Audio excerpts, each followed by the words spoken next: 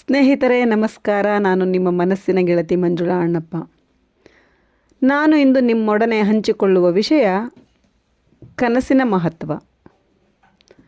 ಬೆಳಕೇ ಇಲ್ಲದ ದಾರಿಯಲ್ಲಿ ನಡೆಯಬಹುದು, ಆದರೆ ಕನಸು ಇಲ್ಲದ ದಾರಿಯಲ್ಲಿ ನಡೆಯಲು ಸಾಧ್ಯವಿಲ್ಲ.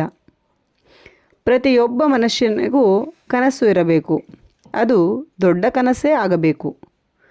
ಚಿಕ್ಕ ಕನಸು ಕಾಣುವುದು ಮಹಾಪಾಪ ಎಂದು ನಮ್ಮ ಕಲಾಂಜಿ ಹೇಳಿದ್ದಾರೆ. ಮೊನ್ನೆ ಬಸ್ ಸ್ಟ್ಯಾಂಡ್ ಹತ್ತಿರ ಒಂದು ಹುಡುಗನನ್ನು ಕೇಳಿದೆ, ಯಾವ ತರಗತಿಯಲ್ಲಿ ಓದುತ್ತಿದ್ದೀಯಪ್ಪ ಎಂದು. ಅವನು ಡಿಗ್ರಿ ಓದುತ್ತಿದ್ದೇನೆ ಮೇಡಮ್ ಎಂದ. ನಂತರ ಏನು ಮಾಡಬೇಕೆಂದುಕೊಂಡಿರುವೆ ಎಂದೆ. ಗೊತ್ತಿಲ್ಲ ಮೇಡಮ್, ಮೊದಲು ಡಿಗ್ರಿ ಮುಗಿಯಲಿ ಎಂದ. ನಮಗೆ ನಮ್ಮ ಶಾಲಾ ದಿನಗಳಲ್ಲಿ ನೀವು ದೊಡ್ಡವರಾದ ಮೇಲೆ ಏನು ಆಗಬೇಕೆಂದಿರುವಿರಿ ಎಂದು ನಮ್ಮ ಶಿಕ್ಷಕರು ಕೇಳಿ ಶಾಲೆಯ ವಿದ್ಯಾರ್ಥಿಗಳಿಗೆ ಕನಸುಗಳನ್ನು ಬಿತ್ತಿದ್ದರು. ಆಗ ಬಿತ್ತಿದ ಕನಸುಗಳನ್ನು ಬೆನ್ನತ್ತಿದ್ದೆವು ನಾವು. ಆ ಕನಸು ನಮ್ಮನ್ನು ಅತ್ತ ಇತ್ತ ನೋಡದಂತೆ ಎಳೆದುಕೊಂಡು ಬಂದಿತ್ತು.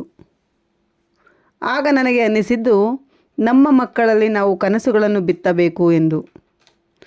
ಆ ಕನಸುಗಳನ್ನು ಸಾಧಿಸುವಂತೆ ಅವರನ್ನು ಹೆಜ್ಜೆ ಇಡುವಂತೆ ಮಾಡಬೇಕು. ಅದು ನಮ್ಮ ಒತ್ತಾಯವಾಗಿರದೆ ಅವರಲ್ಲೇ ಚಿಗುರೊಡೆಯುವಂತೆ ಮಾಡಬೇಕು. ನಮ್ಮ ಮಕ್ಕಳಿಗೆ ಅದು ಕಷ್ಟ, ಇದು ಕಷ್ಟ, ಅವರು ಸುಖವಾಗಿರಬೇಕು ಎಂದರೆ ನಾವು ಅವರಲ್ಲಿ ಬರೀ ಸುಖದ ಆರಾಮದ ಅಂಶಗಳನ್ನು ತುಂಬಿದರೆ ಬೆಳೆದು ದೊಡ್ಡವರಾದ ಮೇಲೆ ಅವರು ಜೀವನ ನಡೆಸುವುದಾದರೂ ಹೇಗೆ? ಇಂದು ಸಾಧಿಸಿದ ಮಹಾನ್ ಸಾಧಕರೆಲ್ಲ ದೊಡ್ಡ ದೊಡ್ಡ ಕನಸುಗಳನ್ನು ಕಂಡವರೇ. ಅದಕ್ಕಾಗಿ ಹಗಲಿರುಳೆನ್ನದೆ ಶ್ರಮಿಸಿದವರೇ. ನಾಡಪ್ರಭು ಕೆಂಪೇಗೌಡ ಅವರು 6 ವರ್ಷದ ಬಾಲಕನಾಗಿದ್ದಾಗ ಅವರ ತಂದೆಯ ಜೊತೆ ವಿಜಯನಗರ ಸಾಮ್ರಾಜ್ಯದ ರಾಜಧಾನಿ ವಿಜಯನಗರಕ್ಕೆ ದಸರಾ ನೋಡಲು ಹೋಗುತ್ತಾರೆ. ಅಲ್ಲಿನ ವೈಭವ ಕಂಡು ನಾನೂ ಕೂಡ ಇಂತಹ ನಗರವನ್ನು ನಿರ್ಮಾಣ ಮಾಡಬೇಕೆಂದು ಕನಸು ಕಾಣುತ್ತಾರೆ. ಆ ಕನಸೇ ಬೆಂಗಳೂರಿನ ನಿರ್ಮಾಣಕ್ಕೆ ಕಾರಣವಾಯಿತು. ಇಂದು ವಿಶ್ವದ ಪ್ರಮುಖ ನಗರಗಳಲ್ಲಿ ಬೆಂಗಳೂರು ಸಹ ಒಂದು.